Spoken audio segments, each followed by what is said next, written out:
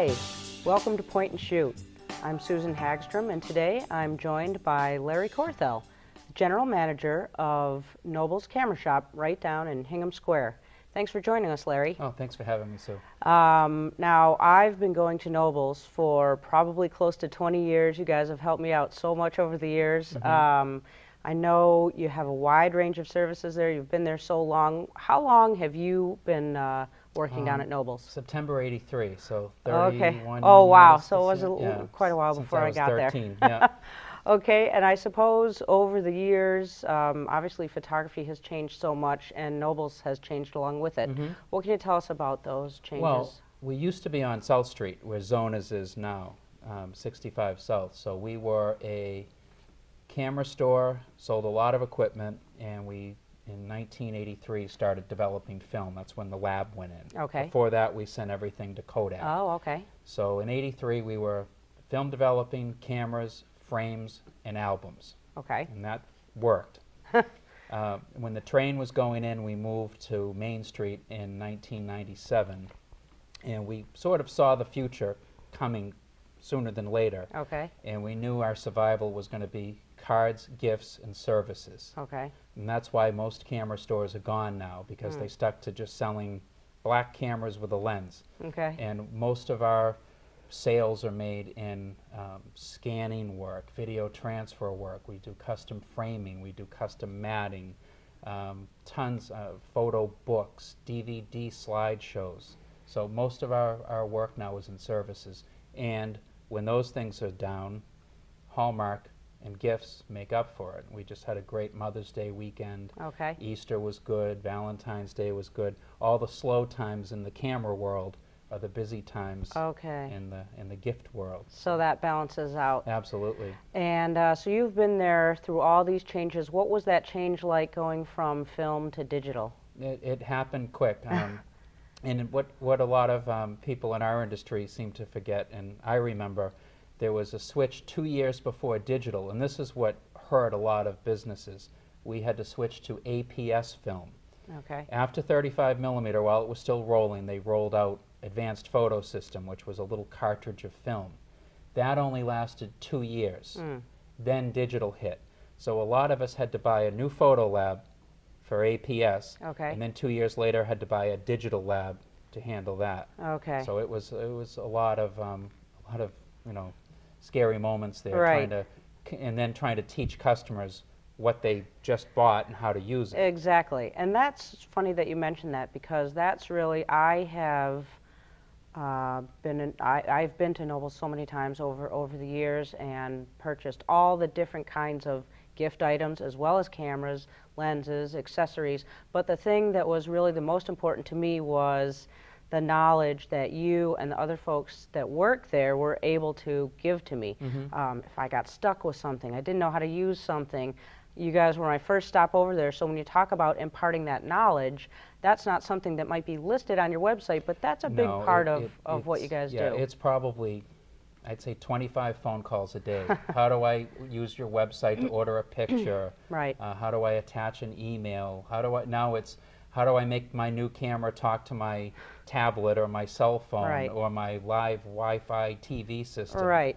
So, And really the great thing about it is when you've got a camera, the physical thing, it's tough to get that information over the phone. So with Noble's, you can physically bring your camera in or your battery or whatever it is, and someone behind the counter will show you what to do. 7 days a week. Yeah. So that's great. Now you've been there so long. You do a lot there, all kinds of different hats that I'm sure you wear. But what's your favorite part of the job? Just seeing somebody buy something like a camera, showing them how to use it. Then they go on their trip to Europe, and then they come back in the store and they order, 8x10s, 11x14s, a poster print, a canvas print, to see the whole evolution of beginning to end with the camera. And that's the important thing to me, is that people capture images and do something with them. And I get a lot of people that come to my class to learn how to edit their photos. Some people want to learn Photoshop. Some people just want to learn how to save things to a cloud to store their photos. So I try to cover everything I can. Now that's a good segue. I want to talk to you about the class that you teach. In addition to working at Nobles, you're a photographer in your own right, and one of the things that you do is teach a class right there at Nobles, correct?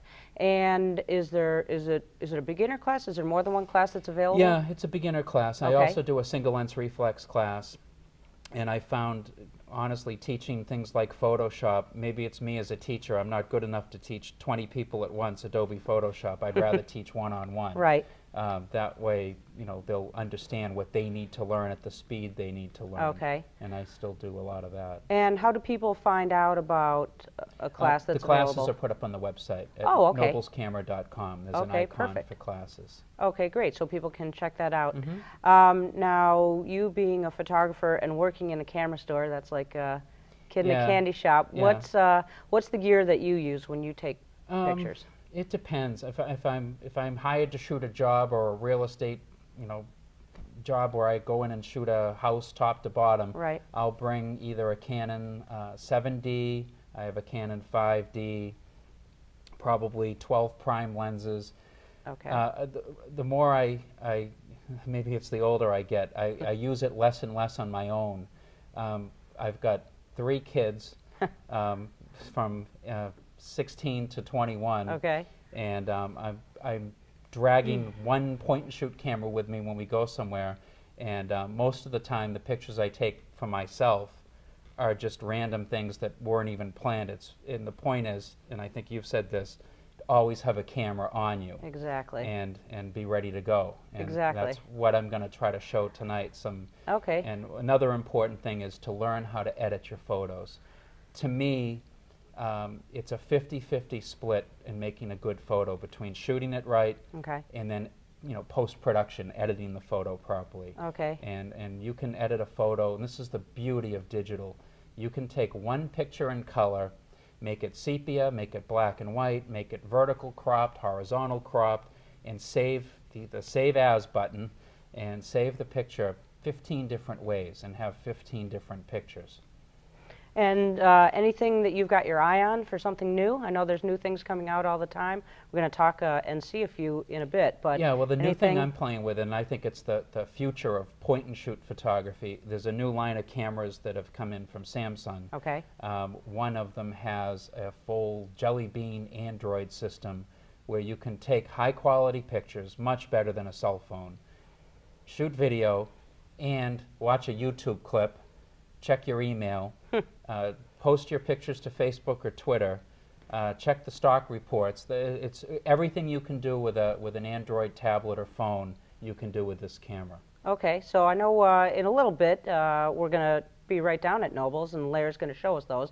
But for now, we're going to take a break. When we come back, Larry's going to show us some samples of his own work.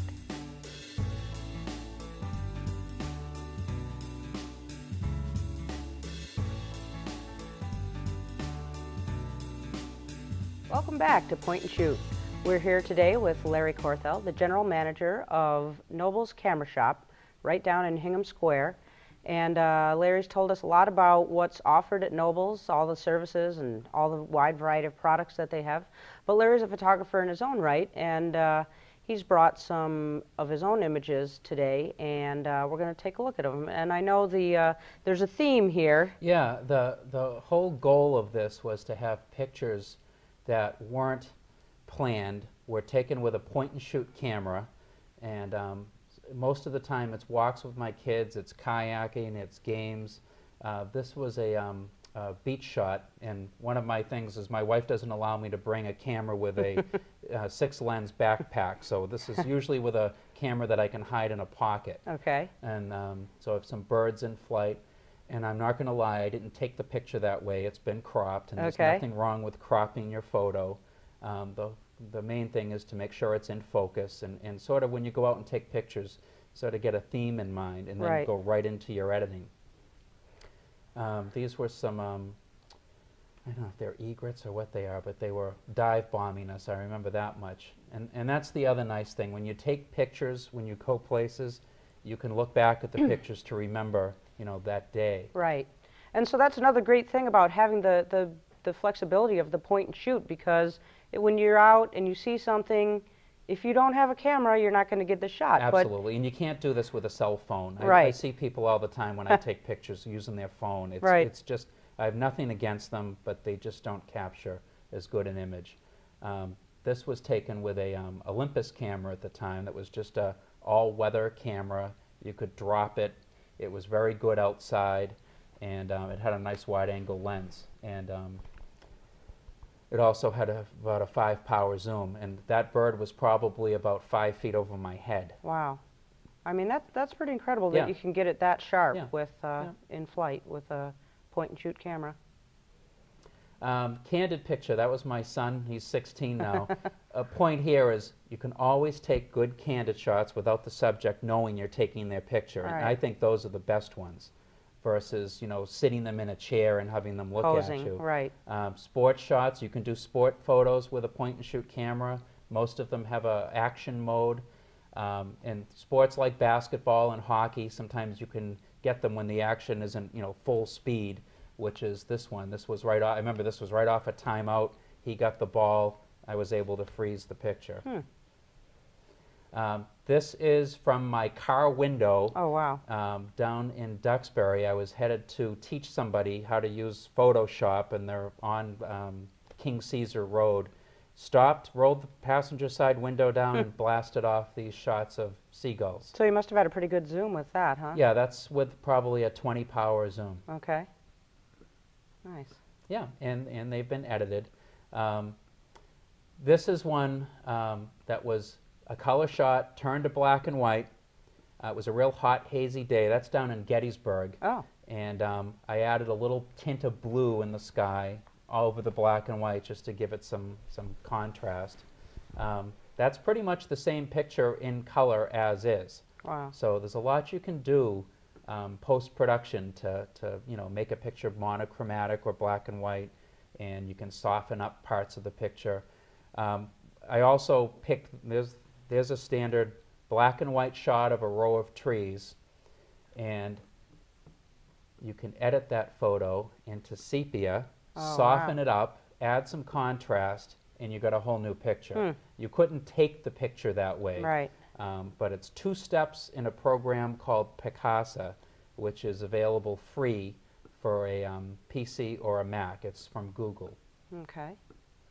Another thing people will always say is, you need to go on big vacations to get real good nature shots. Right. This is a butterfly bush in my backyard off the deck. Wow. And every year I get butterflies, I get all sorts of insects and bees. And this is with the macro mode of a point-and-shoot camera. I was just going to say, that looks like a macro shot. And when the monarch butterflies aren't there, we get the hummingbirds. Wow. And so those are all with a point-and-shoot camera. Wow. This was a all-weather camera. We go kayaking a lot, and I was kayaking with my daughter and brought the camera along. That's just at the mouth of a river down in Sandwich. Some people sitting along. It was really foggy, humid, and I got that shot. With the zoom on the camera, I was able to get a shorebird and a fisherman walking away. Now these are obviously some thought has put into composition too. Is that the kind of thing that people can learn when they take your class? Yeah, Okay. and it's trial and error. The more you edit your photos, the better photographer you'll become, because you'll learn the rule of thirds, Right. you'll learn where to put the subject. Okay. The main thing is make sure your picture's in focus, and from there you can straighten horizon lines, you can change to black and white. I honestly keep it simple in the camera. Right. This was a shot, this is down in Plymouth. I was delivering a video to somebody that needed it for a funeral, and this was across the street from their long driveway. The camera was in the glove box of the car. I fired off a couple of shots, and same thing. I never would have had these pictures had the camera not been in the glove box. It wasn't a planned, you know, photojournalistic trip. Right. And that was one time we were walking. My son was at a football game down the Cape, and you leave your kid off for, you know, an hour before the game, and I'd always take off to see if I could find somewhere to take some pictures. And that was just in the parking lot of this little nature trail, and I saw her painting. This is a place right off of Route 58 in Hanson. It's a former hospital, and we were driving by going to get ice cream or something, and I saw that water dome and took a few pictures of that property. And it was a really interesting place. A lot of vegetation growth, and I mean, I shot probably 100 shots there. Now, is that some editing you've done there too, to kind of make it, give it that grungy look? Yep, absolutely. And that was all. Every photo that I've shown you tonight has been edited just in Picasa, not the $1,000 version of Photoshop. Wow. I'm trying to just show things that anybody could do. Right. Whenever I go kayaking, always bring the camera. That was a storm that came rolling through. It looks like something from like prehistoric times. Yeah. And I got some, greenery. That was in a little marsh. And I tend to add a lot of contrast to my pictures. Okay. That's in the kayak. And then I think I had, my son fishing. Oh, wow. So, I don't let the camera take over the whole thing, but it's just to have it when you see certain lighting and things. This was Superstorm Sandy, and same thing, I took an all-weather camera and captured the storm. And a lot of these cameras have a mode called dramatic tone, and that's what this is. You get a lot of contrast, and the gray sky comes out almost black. That's a setting right on the camera? It's a setting on the camera, and then you can tweak it in Picasa, and there's the wind blowing up on a cliff with the dramatic tone effect. It works great for landscapes too, fall foliage. Okay. Where was that taken? That was a shot taken down the street from a football field. Oh, wow. And same thing, I dropped my son off and went for a ride and came across this meadow with a river going through it. Wow, so thanks for sharing that. Sure. So that's the theme there was basically a beginner could probably not take those perfect shots, but have the camera with you, right? Have it something that you're comfortable with, using, so you can just, when you see something, get the shot, you have it available. Make sure it's in focus, and then from there you can always edit, sharpen, you can straighten a horizon line, you can crop a horizontal to a vertical. Great. And to me, the more you edit your photos, the better photographer you'll become. You'll learn to take vertical pictures, you'll learn to focus in on a portrait just right, versus printing or saving just how you took it. Okay, good. Well, we've been talking a lot today about using point-and-shoot cameras and having them available. When we come back, we're going to go right inside Nobles. Larry's going to be there, and he's going to show us 3 great examples of point-and-shoot cameras that they have available down at Nobles that might interest you. He's going to talk about the basic features they have as well as the price. So come on back.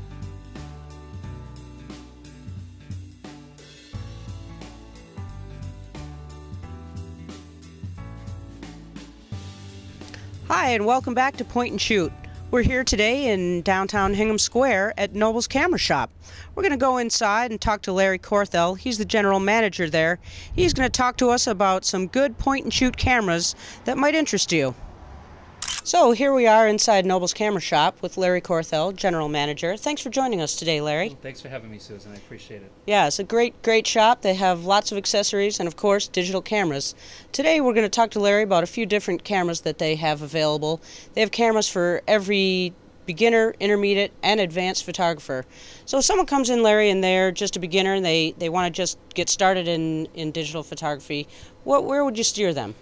Well, the starting entry-level cameras, something like this Samsung, it's a all cameras, by the way, are easy to use. They all have an auto setting on them, so there's no camera that's more difficult than another.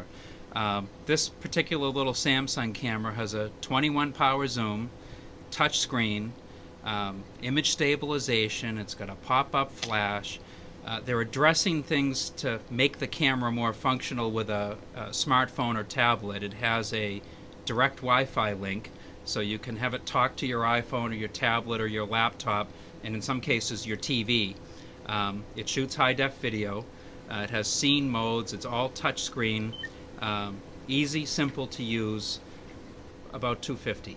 Well, let's take a little closer look at that. Now, you've listed quite a few features, but yet you say it's easy to use. Yep, it has a auto setting which will set the aperture, the shutter, the ISO Okay. automatically. So all that you have to worry about is pushing down halfway, getting the focus. It will automatically go into macro. It will automatically go into portrait. Wow. It will automatically pick up the greenery of landscape or Wow. the orange color of fall leaves, and it will adjust everything accordingly. And at any time you can push the red button on the back and get a high-def movie. Okay. And it's a app-based transfer to your phone or tablet. So all that you would do with your iPhone is go download the Samsung app. They link together. All the pictures you take with this are on its memory card and in the camera roll of the phone, and then you can Facebook or Twitter it. Okay. And what kind of zoom does that have? It's a 21 power optical zoom, so it's essentially a 28 to 400 millimeter zoom. Wow. So that's pretty much take you anywhere you want to go. Yeah, exactly. And the LCD screen, I know it looks like they've really been increasing those sizes of those. 2.7-inch screen, or hypercrystal, so it will auto adjust to the brightness, saturation, contrast. It's an f2.8 minimal aperture. And I mean, it's got so many other features. It's got a scene features where you can get creative, like Instagram, and get filters and things like that. It's a nice looking camera. And how much did you say that was again? $249. $249. All right, let's take a look at the next option. Okay, so here we are with a little moving up in the price range, I'm assuming. We've got another Samsung camera. We do a lot of sales in Samsung and Fuji in the point-and-shoot cameras. Okay. This is Samsung's top of the line, the Galaxy camera. Wow. So it's running in the family with the Galaxy tablet and the Galaxy phone. This is a 21 power zoom, same as the previous model. But what they've added on this is a giant 5-inch screen, all touchscreen, all the scene modes, but most importantly, you have a camera now that has a full Android Jelly Bean system. So you have all your apps, you have Gmail, you have internet, Wi-Fi, YouTube, you can photo edit, you can go to Facebook, Twitter, you can check maps, you can check the weather report, sports scores. So it's really like a Palm Pilot that takes really good pictures. So you've got high-def video, all touchscreen, really good in low light, 21 power zoom. They've even got some nifty accessories. Here's one, for example. This is the screen protector. So it clips on the front, flips across the back, and your screen is all protected, and it's a magnet. And then you flip down, you're ready to go. Headphone jacks, you can listen to music while you take pictures. It's really what it is it's an iPhone that doesn't make phone calls, that takes really high quality pictures. That sounds like something in a traveling situation would be really great. Yep, you could blog pictures while you're on the fly or while you're on vacation. It's all Wi-Fi to transfer. It talks to our machines to order prints wirelessly. How about the battery life? It's the same battery they put in the Galaxy phone. It charges via USB, so you don't have to take the battery out. Oh, and great. You can get spare batteries. With average use, 200 to 300 pictures on a charge. Oh, wow, so pretty good. Yeah, not bad. And what's the cost of that? $350. $350. So still seems like a good value for all you're getting there. Sure is. All right. Okay, so here we are with really all the bells and whistles. So we're climbing up the ladder now. So now we're into a camera that's a multi-zoom. It's not a SLR camera. It's more of a zoom lens reflex is what this class of camera is. So this is the Fuji S1. We just got them in 4 days ago. So it's a kind of a hybrid looking camera. It has a articulating screen. So you can shoot with the screen, you can fold the screen in, you can use the eyepiece, you can shoot movies. It's a 24 millimeter to 1200 millimeter zoom. Wow. Most on the market right now. They've even put the zoom on the side of the camera or for your finger on the top. So it's got everything. Incredible quality. It shoots up to 25,000 ISO for low light. Oh my gosh. Stereo microphone. It's got it all. I mean, it's loaded. Right. It's got apps built in, so you can shoot portraits, low light shooting. It's even got features in video that most cameras don't have. Okay. And it looks pretty sturdy. Now, this is more, one thing I noticed, some of the point and shoots, they're so small that it's easy to step on it or drop it, but Yeah, this looks pretty substantial. This is shock-proof, dust-proof, Wow. rain-proof, snow-proof. You can't submerge it, but it can pretty much take everything else. It's a Class 4 weatherproof. Wow. And what's the damage on this one? Right now, today, at time of filming, it's $4.99, and Okay. there's a $50 instant rebate. Wow. So it's still pretty good value for all Yeah. that it does. Yep, absolutely. And that's for someone who knows their way around a... No, once again, still it's beginner? an auto button where you just point and shoot, and then you have your manual overrides, you have your advanced features, your scene positions, but you can leave it on auto, and it will do the rest. Wow. So you have quite a wide range of things available for all beginners. We do, who sure. are looking for... Absolutely, something and with that's a easy camera to like use. this, you can grow into shutter priority, aperture priority, and learn photography with it. Yeah, perfect. Okay. Well, thanks, Larry. Sure. So we've been here at Noble's Camera, right in Hingham Square, talking with Larry Corthell, the general manager, about lots of basic, easy-to-use, and affordable digital cameras. In addition to cameras, they have a wide range of other photo accessories. You can get your things printed here right at these kiosks, or you can send them in online. You can find Nobles here in Hingham Square or online at www.noblescamera.com. And Larry and any of the other folks here would be happy to help you. So I hope you enjoyed today's show, and remember, you really only need to know two things if you want to be a better photographer: point and shoot.